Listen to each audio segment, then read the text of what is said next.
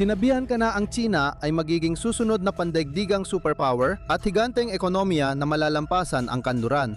Sa ngayon, 10-10 milyong bakanteng apartment sa China ang nakatago sa likod ng selyadong gate, habang ang mga di pa tapos na gusali ay puno ng alikabok. Unti-unting tumitigil ang sistemang pang-ari-arian na dati nagpapatakbo sa buong ekonomiya ng bansa. Nabura ang ipon ng buong henerasyon at ang gitnang uri ng mga Chino ay nawala ng hanggang 20 trilyong dolyar sa yaman ng mga sambahayan. Mas mataas pa yon sa buong GDP ng Sina. Hindi ito resesyon, kundi isang tahimik na pinansyal na nuclear winter na hindi lang nakaapekto sa henerasyong ito, kundi pati sa mga susunod na henerasyon. Sa China, ang real estate ay hindi lang tungkol sa pagkakaroon ng matitirhan. Para sa maraming pamilya, ang mga ari-arian ay parang vault, nagsisilbing retirement account, investment, ipon, pensyon at katatagan sa hinaharap. Lahat ay nakatali sa mga bahay at gusali, kaya ang mga Chino ay sabik at handang ilaan halos lahat ng pera dito. Ayon sa ulat ng Reuters, humigit kumulang 70% ng kabuuang yaman ng mga sambahayan sa China ay nasa mga ari-arian, na mas mataas kumpara sa US kung saan nasa 35% lamang ang parehong sukatan. Sa madaling salita, halos 75% ng ipon ng karaniwang pamilyang Chino ay nakatali sa konkreto na mabilis bumababa ang halaga. Sobrang dami talaga nito para mapuno. Ayon sa konserbatibong pagtataya, may hindi bababa sa 65 milyong bakanteng bahay ang bansa. Mas mataas pa ang ibang mga pagtataya. Ayon sa ilang source, umaabot sa 100 milyon ang bakante o wala pang muebles na apartment sa China. Ang 100 milyong apartment ay sapat na para tirhan ng buong populasyon ng Pransya at ng United Kingdom kapag pinagsama. Sapat ang kabuang bakantang espasyong ito para sa halos 300 milyong tao. May opisyal na nagsabing kahit 1.4 bilyong populasyon ng China ay hindi sapat para mapuno ang dami ng hindi nagagamit na ari-arian. Sa loob ng maraming henerasyon, ang mga pamilyang Chino, lalo na yung kabilang sa gitnang uri, ay naturuang maniwala na ang pagbili ng ari-arian ang pinakamagandang desisyon na maaari nilang gawin. Sa ibang bansa tulad ng US, hinahati ng mga tao ang yaman nila sa iba't ibang asset gaya ng real estate, bonds, equities at shares.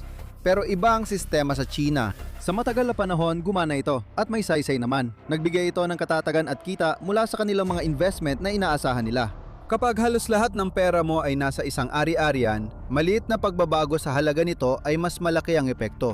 Hindi lang nito naaapektuhan ang mga nasa itaas ng food chain tulad ng mga developer, mamumuhunan at mga speculator. Sa halip, kumakalat ito sa buong populasyon, naapektuhan ang kakayahan ng mga ordinaryong pamilya na gumastos. Pinipigilan nito ang kanilang kakayahang bumili. Nililimitahan nito ang konsumo nila at pinatitigil ang ekonomiya mula loob palabas. Kapag bumababa ang presyo ng bahay, milyon-milyong pamilya ang nagdurusa habang nasasaksihan ng pagbagsak ng pinakamahalagang puhunan nila.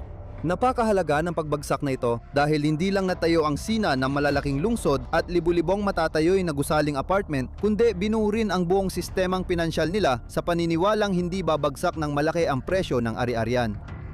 Palaging may demand kahit kailangang likhain ito sa anumang paraan. Makasisiguro ang mga pamilya na ang paglalagay ng pera nila sa real estate at pagtrato sa mga bahay bilang parang savings account ay parehong pinakamadali at pinakamatalinong hakbang na pinansyal na maaari nilang gawin. Ngayon, ang mga parehong pamilya ay napipilitang panoorin ang unti-unting pagbagsak ng kanilang kayamanan. Nakikita nilang nauubos ang kanilang ipon sa harap ng kanilang mga mata at nagsisimula ng matuyot at manghina ang netong yaman ng sambahayan nila. Kapag nakakaramdam ng kahirapan ng mga tao, natural na mas kaunti ang kanilang ginagastos. Kapag mas kaunti ang ginagastos nila, bumabagal ang ekonomiya. Kapag bumagal ang ekonomiya, lalong humihina ang merkado ng mga ari-arian. Malupit ang siklong ito, pero mas masaklap dahil hindi lang ito aksidente o malas. Ang tila krisis sa pabahay ay mas malalim at madilim pa sa inaakala. Sistemang puno ng kasinungalingan at walang saysay na pangako ito, kung saan ginagawang kita ang mga tahanan at ginagawang panggatong ang pera ng gitnang uri para gumana ang makina. Habang walang buhay ang 10-10 milyong bahay, mabilis ding nawawala ang yamang ginamit sa pagtatayo ng mga ito. Paano naloko ang buong bansa na bumili ng milyon-milyong walang laman na kahon? Madali lang, niloko sila. Matagal nang pinaniwala ang publiko sa kwentong nakabatay sa kakulangan. Nagbabala ang mga namumuno ng Partido Komunista ng China na kakaunti ang lupa at espasyo sa lungsod, kaya ang patuloy na paglipat ng mga taga-probinsya sa malalaking lungsod ay magdudulot ng pagtaas ng presyo ng ari-arian. At habang lumilipas ang panahon, nasanay ang mga tao sa isang hindi maiiwasang konklusyon: bumili na ngayon o habang buhay nang mawawalan ng pagkakataon. Hindi na luho o simpleng tirahan ng apartment, kundi naging ari-arian para sa kaligtasan. Ito lang ang paraan para maprotektahan ang kinabukasan ng pamilya at hindi mapag-iwanan. Pinalakas ng Partido Komunista ng China ang kwentong ito, kabilang ang agresibong pagtulak sa pambansang estratehiya ng urbanisasyon. Mas eksakto, sa ika-14 na 5 taong plano nito na sumaklaw mula 2021 hanggang 2025, itinakda ng Estado ang partikular na target na 65% urbanisasyon. Layunin nito ang halos 2/4 ng populasyon ay nasa mga lungsod pagsapit ng 2025. Dumaan ito sa di pa nararanasang urbanong pagbabago nitong mga nakaraang taon. Ang kabuuang antas ng urbanisasyon ng bansa ay tumaas mula sa 36% lamang noong 2000 hanggang mahigit 60% pagsapit ng 2019. Katumbas ito ng halos 400 milyong dagdag na tao sa mga urbanong sentro, mas marami kaysa buong populasyon ng Estados Unidos. Ang pagdating ng mga taga-probinsya sa mga lungsod ay malaking tulong sa ekonomiya, kaya di na nakakagulat na nais ng mga namumuno ang tuloy-tuloy na urbanisasyon. Sa buong dekada 2010 hanggang pagpasok ng dekada 2020, binigyang diin ng napakaraming sanggunian mula sa Estado ang kahalagahan ng 65% na target. Ang mga ahensya ng media ng Estado, mga institusyong akademiko at mga korporasyong developer ay tumulong lahat sa pagbuo ng kwento na daan-daang milyong karagdagang manggagawang mula sa kanayunan ang papasok sa lungsod. Laging may walang katapusang pangangailangan sa ari-arian sa lungsod, isang perpektong psikolohikal na bitag.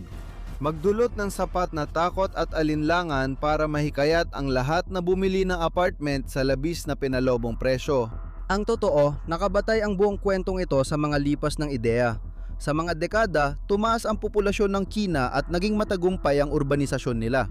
Milyon-milyong tao ang lumipat mula sa kanayunan papuntang syudad para sa mas magandang buhay. Pero nag-iba ito pagdating ng 2020. Pumasok ang bagong realidad kung saan ang populasyon ng China ay mabilis na nababawasan at tumatanda. Makikita sa datos na halos hindi na tumaas ang populasyon noong 2021 at bumaba na ito kada taon pagkatapos. Mahalagang pagbabago ito sa demografiko. Umaasa ang pamilihan ng ari-arian sa mga bagong mamimili tulad ng mga batang magkasintahan at bagong pamilya na gustong bumili ng unang bahay. Kapag ang populasyon ay patuloy na lumiit at tinutukoy ng forecast na pangmatagalan nito, humihina ang demand na nagpapatakbo sa merkado. Nangyayari ito kasabay ng pagpapatayo ng sobrang daming bahay. Alam ito ng mga namumuno, pero kailangan nilang panatilihin ang tiwala ng tao sa sistema. Ginawa nila ito sa pagpapatuloy ng mito ng kakulangan. Dahil dito, naniniwala ang mga pamilya na kulang ang bahay at lalo pa silang bibili ng bibili. Hindi mahalaga sa kanila dahil kumpiyansa silang kikita sila. Pero kung hindi talaga totoo ang demand, bakit maraming lungsod at matataas na gusali ang itinayo? Diyan papasok ang mga lokal na pamahalaan. Ang mga lokal na pamahalaan ng China ay hindi lang nanonood, kundi aktibong kalahok sa pagyusitbog ng industriya ng ari-arian. Sa totoo lang, parang na-addict na sila rito. Sila pa ang nag-udyok sa mga tao at mamumuhunan na bumili ng mas maraming bahay. Bakit kaya? Kahit paano, may bahagi ng pera mula sa bentahan ng lupa na napupunta sa kaban ng lokal na pamahalaan, kaya kailangan nilang panatilihing tuloy-tuloy ang pagpasok nito sa anumang paraan. Noong 1900, nagpatupad ng reforma sa pananalapi ang China. Ito ay nagsilbing malaking pagbabago sa paraan ng pangongolekta ng buwis sa bansa at nagpakilala ng bagong sistema ng paghahati ng buwis na layuning muling gawing sentralisado ang pagkolekta ng kita na bumaba sa nakakabahalang antas sa mga nagdaang taon. Sa madaling salita, ito ay idinisenyo upang dagdagan ang bahagi ng kita mula sa buwis na direktang napupunta sa pambansang pamahalaan. Nagpakilala ang reforma ng bagong pambansang batayan ng buwis at VAT system. Ang lahat ng buwis ay inuri sa tatlong magkakaibang kategorya, sentral, lokal at pinaghahatian. Nagresulta ito sa malaking hindi pagkakapantay-pantay sa ekonomiya, yumaman ang pambansang pamahalaan pero naghikahos ang mga lokal na pamahalaan. Iniwan sa kanila ang malalaking responsibilidad sa pananalapi tulad ng pagpopondo sa lokal na kalusugan, pagpapanatili ng infrastruktura, pagbabayad ng sahod ng mga lingkod bayan at pagbibigay ng edukasyon. Ngunit mas kaunti ang pera para magampanan ang mga ito. Kaya ginawa ng mga lokal na pamahalaan ang tanging magagawa nila. Naghahanap sila ng iba pang mapagkukunan ng kita at agad nilang napagtanto na ang pagbebenta ng lupa ay isa sa pinaka-epektibong opsyon na mayroon sila. Hindi naman ibig sabihin na talagang may masamang balak o masama ang intensyon ng mga pamahalaan. Ginagawa lang nila ang kailangan nilang gawin para mabuhay. Sa kalaunan, naging palaasa sila sa pagbebenta ng lupa para patuloy na makaraos. Ayon sa estadistika mula 2000 hanggang 2017, mahigit 50% ng kita ng lokal na pamahalaan ay mula sa lupa. Hindi lang ito dagdag na kita, kundi pagdepende rito para sa kita ng pamahalaan. Kung hindi sapat ang mabentang ari-arian ng pamahalaan, kulang ang pondo nila para magpatuloy sa operasyon. Kapag nangyari yon, babagsak ang infrastruktura, hihina ang serbisyo at magsialisa ng tao, lalong masisira ang marupok nilang ekonomiya. Ang dating laban para sa kaligtasan ay naging paghahangad na kumita ng mas marami. Hindi na lang ito tungkol sa sapat na kita para makaraos. Layunin ng mga pamahalaang ito na kunin ang bawat sentimo ng yuan mula sa bawat square foot ng lupa. Dinamit nila ang pagbebenta ng lupa bilang sandata at ginawang sarili nilang makina ng kita ang merkado ng real estate. Mas inuuna nila ang pagbebenta at pagpapalaki ng bula ng ari-arian kaysa tungkulin bilang lingkod bayan. Bawat piraso ng lupa na kanilang naibebenta ay nangangahulugan ng mas maraming pera na pumapasok sa kanilang mga account para makatulong na mapunan ang lumalaking kakulangan nila. Ang problema dito, mahigpit na naiugnay ang lokal na budget sa halaga ng lupa. Kapag bumaba ang mga halagang iyon, lokal na pamahalaan ang pinakaapektado. Pero sino ang bumibili ng lupa at ari-arian at paano nila tinatago ang utang? Matapos ang reforma sa pananalapi noong 1900, naraan siyang 44 mas umasa ang mga lokal na pamahalaan sa kita mula sa pagbebenta ng lupa at real estate. Ngunit nagdulot ito ng bagong problema. Sa sistemang may mga limitasyon sa direktang pangungutang, paano magpapatuloy ang makina? Paano makakautang pa ang mga otoridad na ito para pundohan ang pagpapaunlad ng mga bagong ari-arian at mga proyektong konstruksyon? Para sa sinumang tagamasid mula sa labas, tila hindi maiiwasan na maaabot din kalaunan ang mga limitasyon sa utang. Sa puntong yon, magiging imposible para sa mga lokal na pamahalaan na mangutang ng perang kailangan nila para mapanatiling gumagalaw ang sistema. Ngunit kahit paano, nakahanap sila ng paraan para malusutan ang problemang ito. Dumating ito sa anyo ng kinatawag na Local Government Financing Vehicles o LGFVs. Sa madaling salita, ang LGFVs ay mga kumpanyang suportado ng Estado na nagpapaintulot sa mga lokal na pamahalaan na mangutang ng napakalaking halaga ng pera nang hindi opisyal na inilalagay ang utang sa kanilang sariling mga talaan. Tinawag pa sila ng mga eksperto sa pananalapi na mga itim na butas ng sistemang pinansyal ng China. Tulad ng pag-asa ng mga lokal na pamahalaan sa bentahan ng lupa, sobra rin ang kanilang pagdepende sa mga financing vehicle na ito. Sa isang pagkakataon, lumabas sa mga ulat na umabot sa siyam na trilyon ang kabuuang halaga ng shadow debt na naipon sa pamamagitan ng LGFVs. Sa practical na usapan, halos kalahati ng GDP ng China ay nakatago sa mga off-balance sheet entity na ito.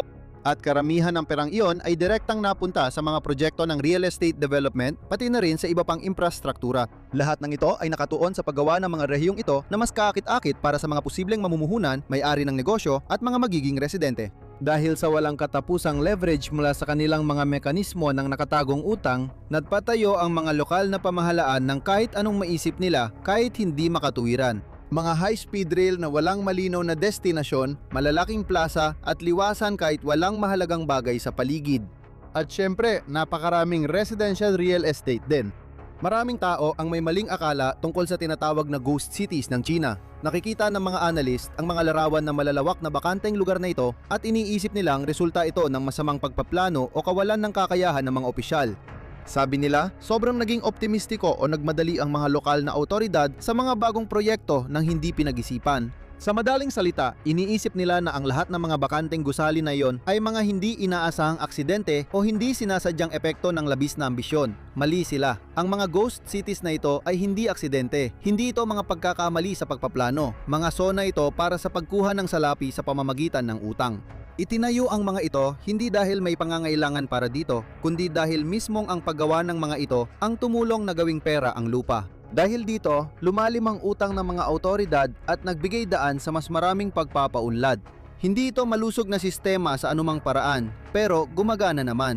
Ang mga bakanteng bahay na ito ay hindi talaga nila yon para tirhan ng mga tao. Ang tunay nilang layunin ay kunin ang yaman mula sa gitnang ure at gawing pondo para mapanatili ang operasyon ng Estado. Ginawang kolateral ang mga konkretong tor kaya naligtas ang mga lokal na pamahalaan, ngunit nagbunga ito ng malaking bula na sumuway sa mga batayang tuntunin ng pandigdigang ekonomiya. Sa tuktok nito, sobrang laki ng real estate sa China na mahirap intindihin. Binasag nito ang mga record, winasak ang pamantayan at sinuway ang lohika para maging mas malaki kaysa sa anumang nakita ng mundo. Nakakaiba-iba ang mga pagtataya depende sa pinagmulan, ngunit malawakang tinanggap na umabot sa higit 60 trilyong dolyar ang kabuuang halaga ng merkado ng real estate ng bansa. Mas mataas pa yon kaysa residential market ng US at 4 na beses mas malaki kaysa GDP ng China. Katumbas ito ng pinagsamang GDP ng pinakamayayamang bansa tulad ng China, Estados Unidos, Hapon, Alemanya at India. Malaking halaga ito, nakatali lahat sa mga gusali, semento at ladrilyo. Doon, naging pinakamalaking anomalya ito sa pangangalapi sa makabagong kasaysayan at hindi sinunod ang karaniwang pattern at patakaran. Mas gumana ito na parang isang klasikong pyramid scheme kaysa sa isang karaniwang industriya ng real estate. Ang pinakailalim na bahagi ng pyramid na yon, ang sumusuporta sa lahat ng iba pa ay ang pre-sale na modelo. Tulad ng sabi ng pangalan, ito ay tumutukoy sa mga bumibili na nagbabayad bago pa magawa ang ari-arian. Sa ibang bansa, hindi ganito ang sistema. Sa US, maaring magbigay ng deposito ang mga mamimili para sa isang bahay na kasalukuyang itinatayo na maaring kasing baba ng 10 o kahit 5% ng kabuuang presyo ng pagbili. Ginagawa ito para masiguro ang bentahan at ipakitang seryoso ka sa pagbili ng ari-arian kahit hindi mo pa kailangang bayaran agad ang buong halaga, lalo na kung hindi pa tapos ang ari-arian.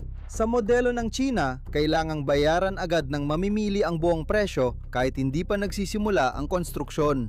Kadalasan, kailangan kumuha ng malalaking mortgage kaya isinusugal ng mga mamamayan ang lahat para sa mga gusaling nasa plano pa lang. Ibinibigay nila lahat ng ipon sa mga developer, umaasang gagampanan ng mga ito ang kasunduan. Dapat ilagay sa escrow account ang pera na nakuha sa pre-sale at hindi gagalawin hanggat di pa tapos ang mga bahay.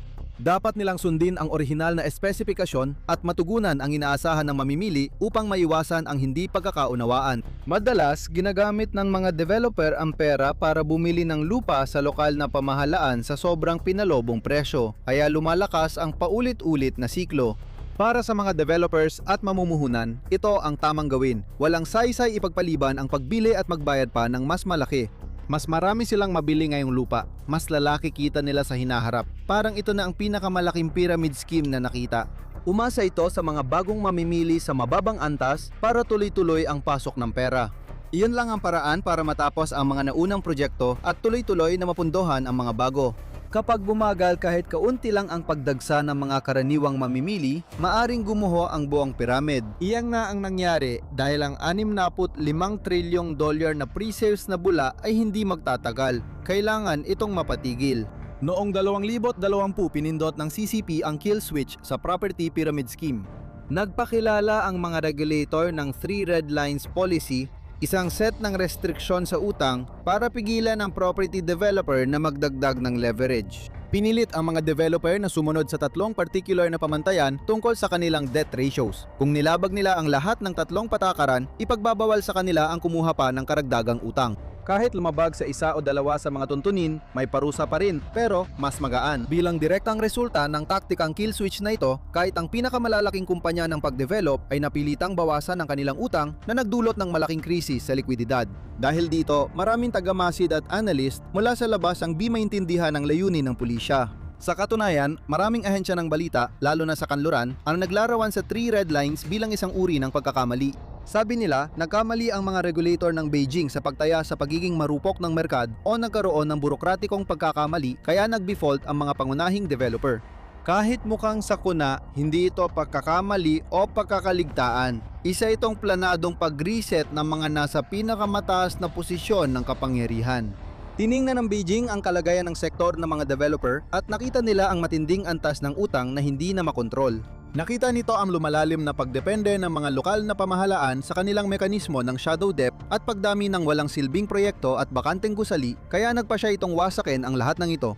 Hindi literal, kundi talinghaga. Isang kontroladong pagsabog ng bula sa pilitang pagbuwag ng sistemang pinabayaan mabulok. Kung magpapatuloy ang sistemang yon at walang tigil ang pangungutang ng mga developer, maapektuhan pati ang mas malawak na state-owned banking system na sumusuporta sa rehimen ng CCP. Hakbang ito para sa kaligtasan at paraan ng partido na kontrolin ang lumalalang sitwasyon at alisin ang banta sa kanilang pag-iral. Nang putulin ang mga linya ng pautang mula sa mga institusyon na sa loob ng mga dekada ay nagpondo sa mga developer ng ari-ariang lubog sa utang, alam na ng sentral na pamahalaan ang susunod na mangyayari. Inasahan niya ang mga pagkabangkarote at krisis sa likwididad na tatama sa sektor ng konstruksyon. Alam din nito na napakaraming tao na inilaan ng kanilang ipon sa mga ari-arya na ito ay magbabayad din ng kapalit na lahat ng kanilang pag-asa at pangarap para sa isang ligtas at matatag na kinabukasan sa pananalapi ay mawawala na lang na parang usok. Tinanggap nito ang mga pangyayaring yon bilang katanggap-tanggap na resulta. Nakakalungkot ngunit hindi maiiwasan. Isa itong estratehikong trade-off. Pinili ng CCP na isakripisyo ang yaman, katatagan at kinabukasan ng gitnang uri para maprotektahan ang kanilang pinansyal na sistema at kontrol sa politika. Parang crumple zones lang ang tao sa banggaan ng estado at sektor ng pagpapaunlad. Estado ang ligtas, mamamayan ng pasan ang lahat. Agaran naramdaman, malupit at makasaysayan ang struktural na epekto ng desisyon ng CCP na gamitin ang kill switch. Nang naubos ang likwididad na kailangan nila, nagsara ang 12-dosenang kumpanya ng pagpapaunlad sa China. Simula 2021, mahigit 50 Chino na developer ang hindi nakabayad sa offshore bonds na may kabuuang halagang $100 bilyong na hindi nabayaran. Mas malaki itong alon ng default kaysa sa 2008 US subprime crisis, lalo na sa insolvency ng mga developer.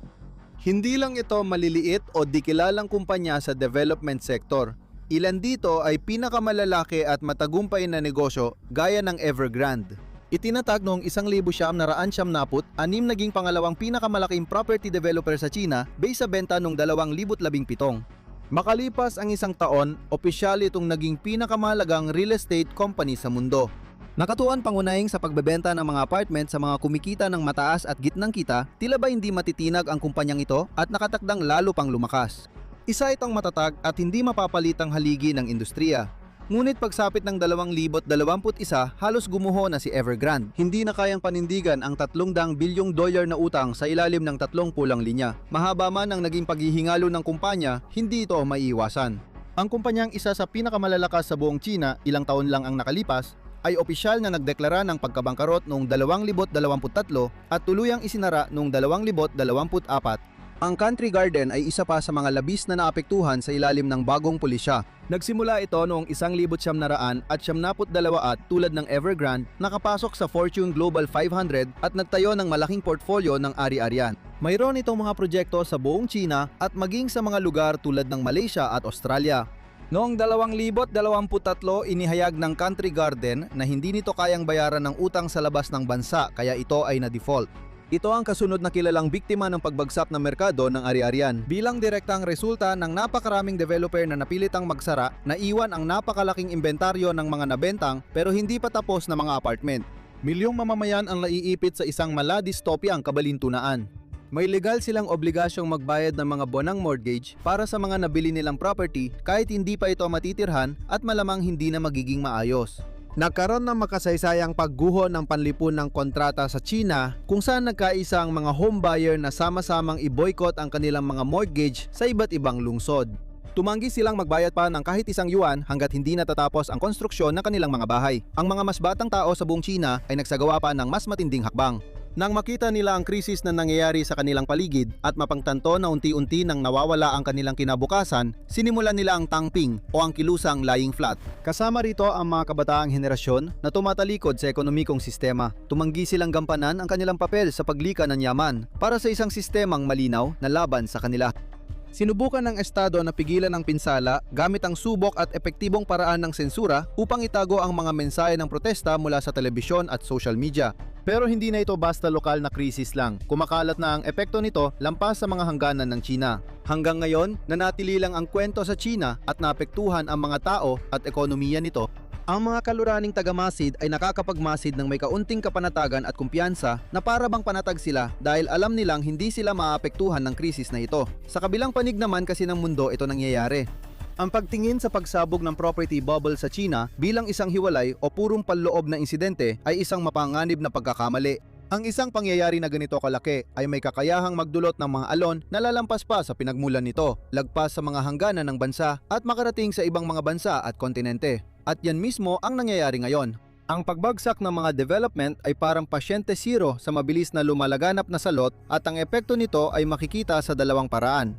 Una, ang malaking pag-alis ng kapital. Nang mapansin ng mga Tsino sa gitnang uri na mabilis bumababa ang halaga ng kanilang mga ari-arian sa loob ng bansa o nililiquidate ng estado, nagsimula silang magpanik. At dahil sa matinding takot na yon, sinikap nilang ilipat ang natitira nilang yaman palabas ng China at papunta sa ibang mga merkado. Sa mga kanluraning merkado kung tutuusin. Ayon sa ulat, malaking kapital ng China ang inilalabas mula Beijing patungo sa real estate sa ibang bansa.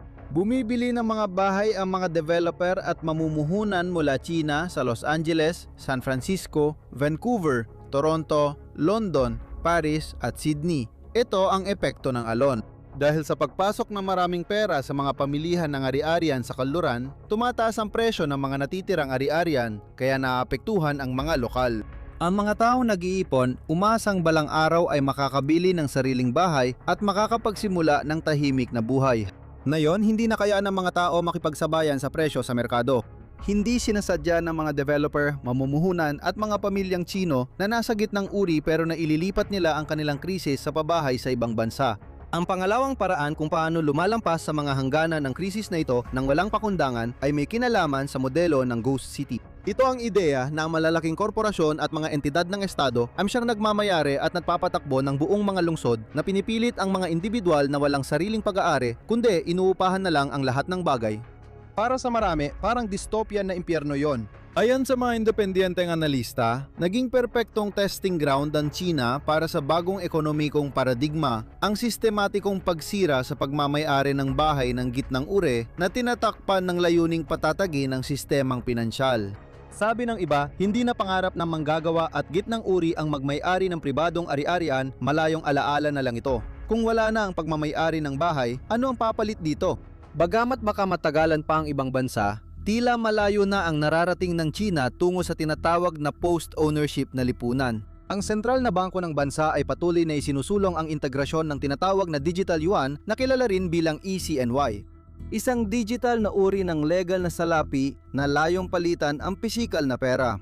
Nagsimula ito bilang isang limitadong pilot program ngunit mabilis itong lumalawak at nagiging mas malaki habang lumilipas ang mga araw at linggo ng 2026. Ipinapatupad na ang ECNY sa mga pangunahing mobile app at plataporma gaya ng WeChat at Alipay at na-integrate na rin ito sa pampublikong sektor. Noong Mayo 2023, nang simulang tumanggap ng sahod sa digital na pera ang mga kawani ng gobyerno ng China.